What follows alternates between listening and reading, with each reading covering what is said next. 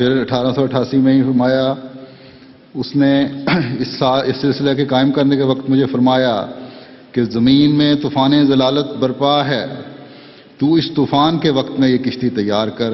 جو شخص اس کشتی میں سوار ہوگا وہ غرق ہونے سے نجات پا جائے گا، اور جو انکار میں رہے گا اس کے لیے موت درپیش ہے۔ اور فرمایا کہ جو شخص تیرے ہاتھ میں ہاتھ دے گا اس نے تیرے ہاتھ میں نہیں بلکہ خدا تعالیٰ کے ہاتھ میں ہاتھ دیا۔ بس اللہ تعالیٰ کے حکم کے مطابق آپ نے یہ اعلان فرمایا کہ اب اگر کہیں سچائی مل سکتی ہے، آج اگر خدا تعالیٰ کی طرف لے جانے والے صحیح راستے کی تمہیں تلاش ہے، اگر تم خدا تعالیٰ تک پہنچنا چاہتے ہو، اگر تم اپنے ایمانوں کو مضبوط کرنا چاہتے ہو، اگر تم اپنے آپ کو پاک کرنا چاہتے ہو، اگر تمہارے دلوں میں یہ خواہش ہے کہ اللہ تعالیٰ کی خالص محبت اپنے دلوں میں پیدا کرو اور اس دنیا کے گن سے اپنے آپ کو بچاؤ، اگر تم یہ چاہتے ہو کہ اللہ تعالیٰ کی نافرمانی سے باہر نکلو،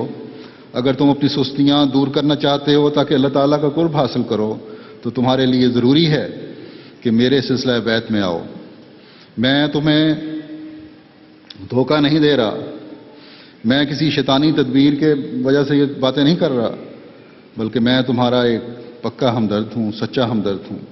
میں تمہیں وہ راستے بتاؤں گا جو تمہارے گناہوں کا بوجھ ہلکا کریں گے۔ میں اس ہمدردی کی وجہ سے جو مجھے تمہارے لیے ہے،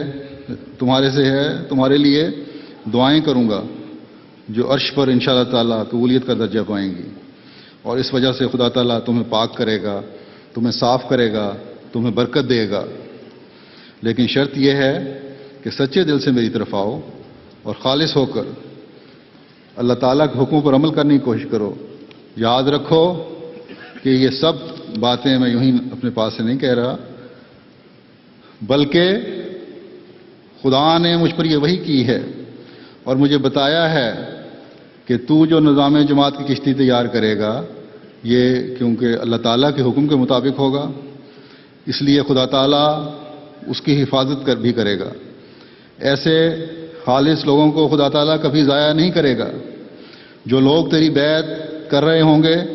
وہ تیرے ہاتھ میں ہاتھ دے کر تیری بیعت میں نہیں کر رہے ہوں گے، بلکہ خدا تعالیٰ فرماتا ہے کہ وہ میری بیعت کر رہے ہوں گے اور ان کے ہاتھ پر خدا کا ہاتھ ہوگا۔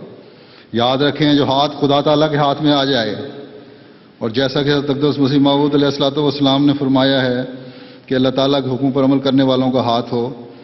تو اس ہاتھ کی برکت سے وہ شخص کبھی ضائع نہیں ہوتا۔